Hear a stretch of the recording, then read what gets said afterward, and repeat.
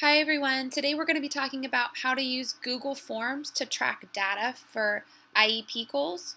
If you're a special education teacher, you know how important collecting data is. Using Google Forms is a really simple way to make sure that you have all of your data on each of your students all compiled into one place. That's one of the great features about Google Forms or the Google apps in general, is that everything is all in one Google Drive together. So let's go ahead and get started. Okay, so the first thing you need to know about Google Forms is it's a part of Google Drive and in the Google apps. So first thing you have to do is make sure that you have a Gmail account, and then you can, which I do, and then you can go to the Google Apps list, and you can see here there's all different types of Google Apps: the Mail, Calendar, Docs, Sheets, which we'll be talking about later, which ties into Google Forms. But right now I'm looking for specifically the Google Forms app, which is purple. And you're going to go ahead and click on that. And Google Forms is great for collecting data or getting input from others, surveys, even tests or exit tickets if you're a teacher. Really good options up here. You can create a worksheet as well. I have already created an IEP data collection form, so I'm going to show you the one that I've created. So this is what my IEP data collection form that I created looks like. I gave it a title. My little description just says documentation on progress of annual IEP goals for Mrs. Mary's 2016-2017 students. I created my first question I made sure was when I go in to type into the form later that I have student name, the very first thing, so I know who I'm collecting data on. I made it a drop-down menu. You have the option to do a variety of different things. Multiple choice, paragraph, short answer. I chose drop-down. Eventually I'm going to add all my students in. These are students that I've added so far, but when I go into my classroom and I get my class list, I'll add the remaining students in there. The next question that I created was the type of goal. And I wanted to do that so that I knew what goal I was collecting data on. So was it a behavioral goal? Was it a reading fluency goal? A writing goal? Decoding? Or math goal? That was also a drop-down menu, so later on I'll show you what exactly that looks like. Again, those are your options. Then my third question was the IEP goal. You need to actually type in what the IEP goal is. So you could say paragraph, multiple choice, checkboxes, drop down. I chose to do the long answer text so that I could actually put in the whole IEP goal right there. You want to make sure that you write down the date that you gave this assessment, so you know when you tracked that data on that particular goal. And then what kind of assessment was it? I put some suggestions down below of ones that we commonly use in my district. DIBELS we use, Read Naturally.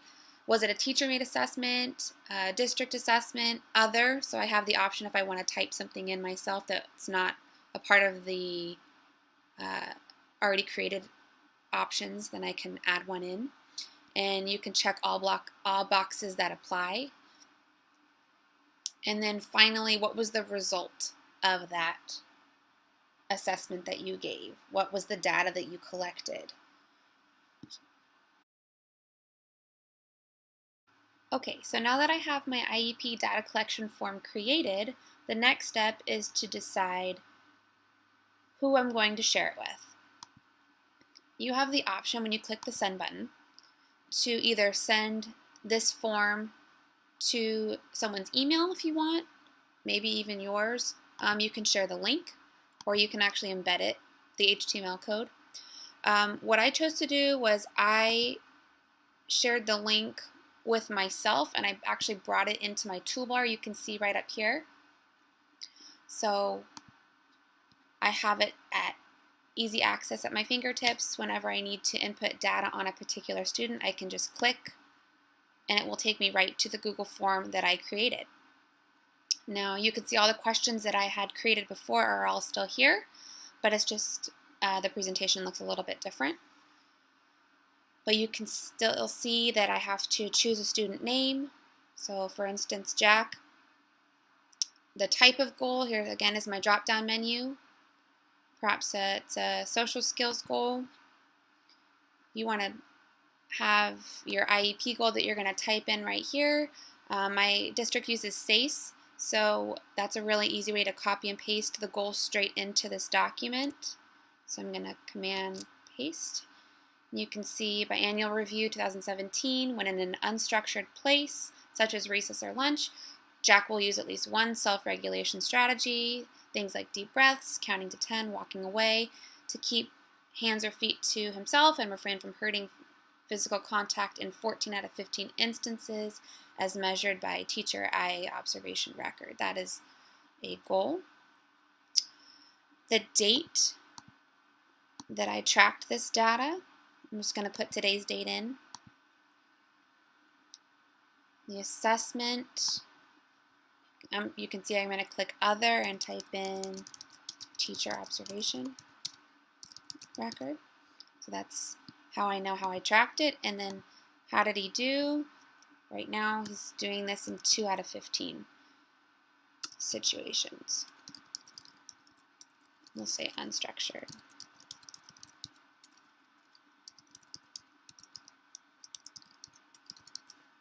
And then you can submit your form.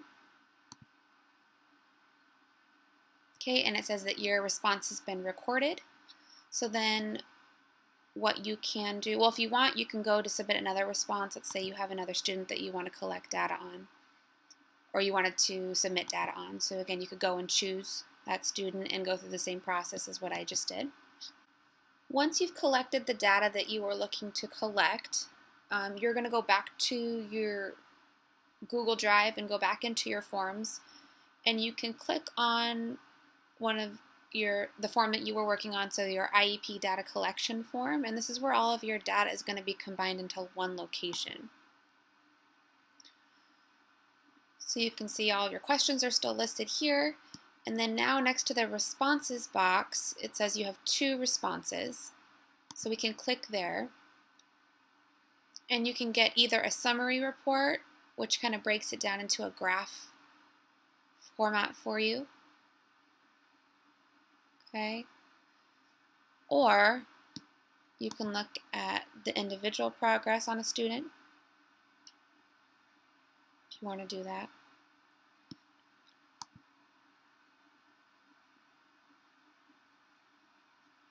Okay.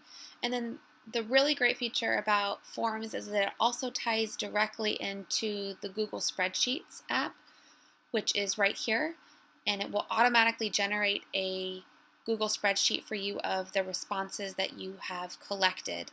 So all of your data that you've collected, it will now be in a Google spreadsheet. If you just click this button right here,